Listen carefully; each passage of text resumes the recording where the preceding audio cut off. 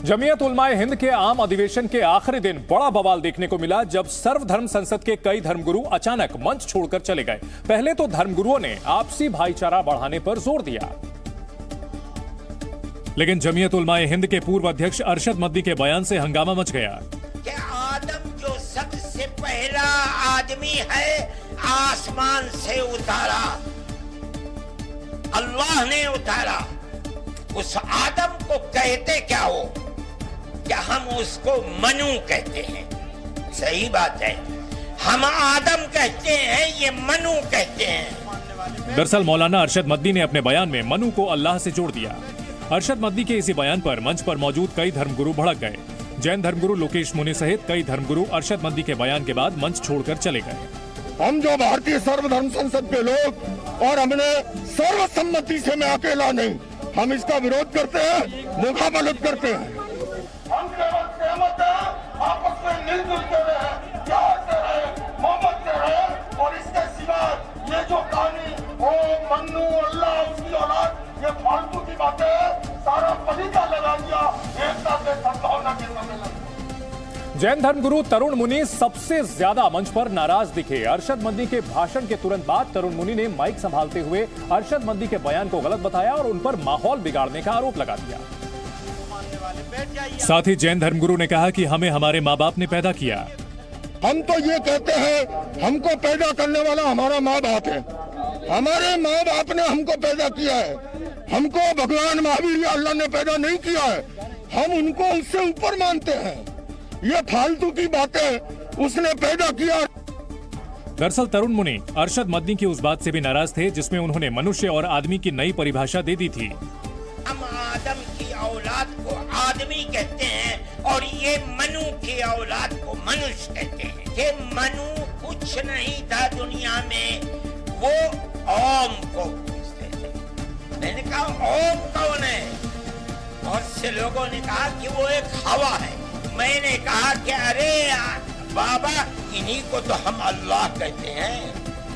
इससे पहले जैन धर्मगुरु अपने संबोधन में मुस्लिम समाज को कई नसीहत देते दिखे। उन्होंने जनसंख्या और पढ़ाई के मुद्दे पर जोर देते हुए कहा कि समाज संख्या बल से आगे नहीं बढ़ता बल्कि क्वालिटी से बढ़ता है। केवल संख्या से नहीं, क्वांटिटी के साथ हमारी क्वालिटी बढ़े, हमारे अंदर तालीम बढ़े, हमारे भीतर हुनर बढ़े।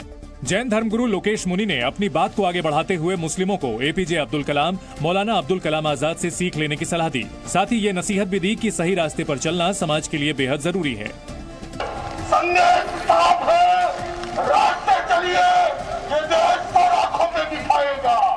रास्ते नहीं चलोगे तो चाहे वो जैन समाज से क्यों न है, उसको डर के रहना पड़ेगा।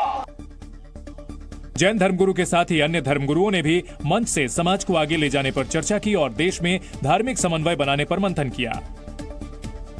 जमीयत के मंच पर सभी धर्म के धर्मगुरु भाईचारा बढ़ाने के उद्देश्य से पहुंचे थे, लेकिन सुर्खियों में लगातार अरशद मदनी ही बने रहे।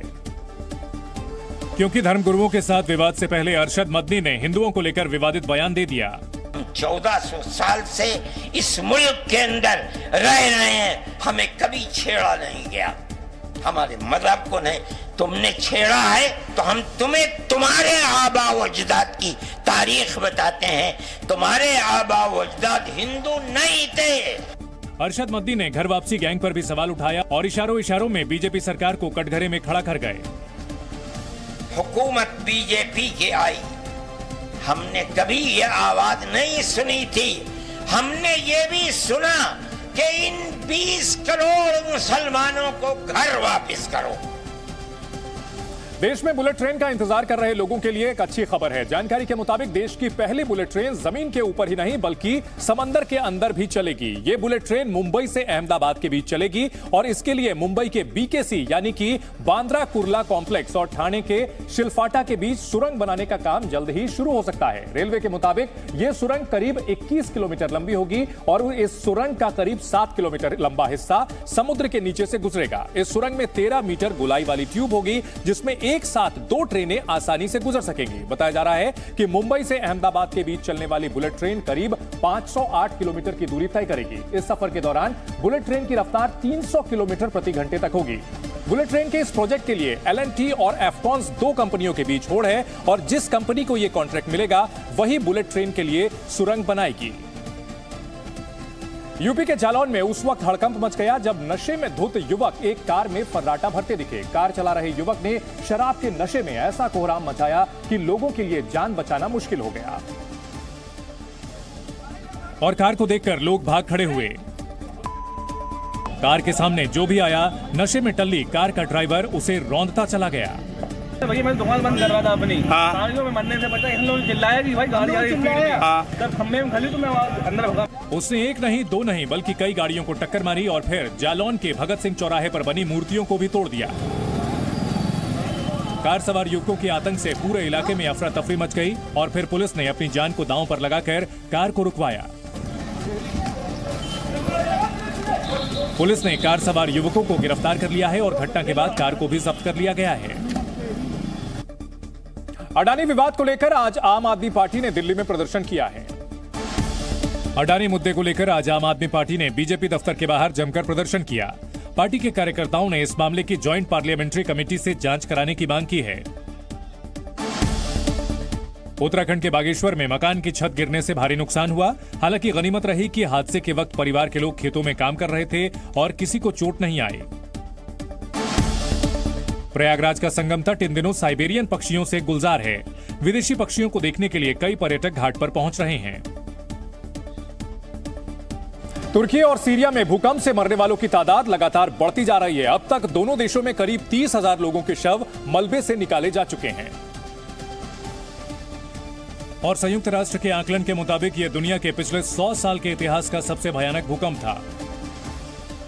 शवों के निकालने का सिलसिला जारी है। अभी भी सैकड़ों लोग लापता बताए जा रहे हैं।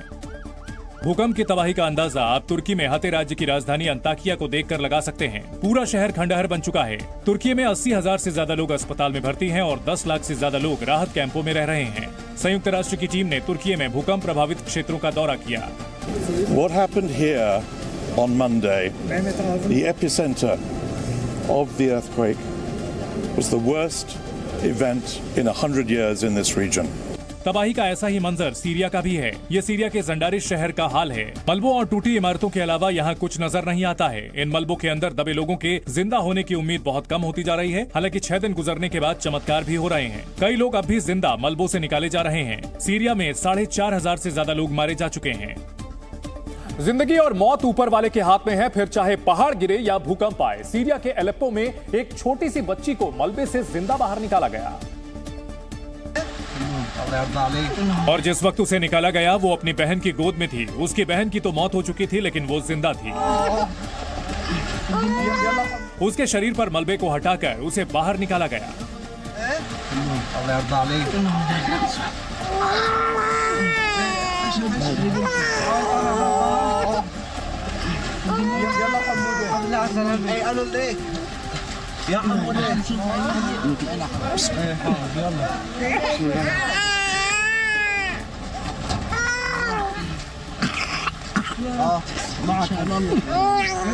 بس تحملنا شوي.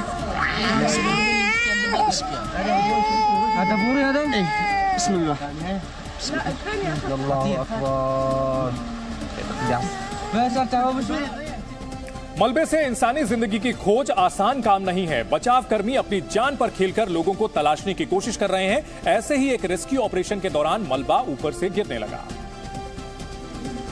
उस वक्त बचाव कर्मी मलबे के अंदर फंसे लोगों तक पहुंचने की कोशिश कर रहे थे, तभी ऊपर से मलबा दरकने लगा।